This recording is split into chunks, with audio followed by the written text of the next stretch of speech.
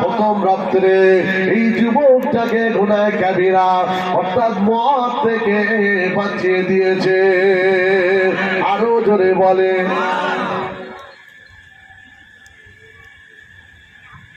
বলছে আমি খেয়ে নিয়ে যদি জিজ্ঞেস কি করে বলি, আমার তো লজ্জা হচ্ছে।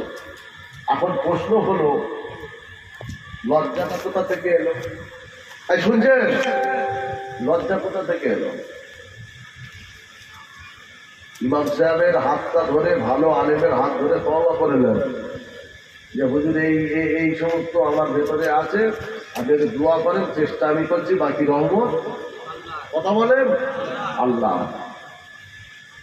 হার্ট অ্যাটাক করে পড়ে গেলে আর কোনো লাইফ পাবে না, ঠিক না বেঠি?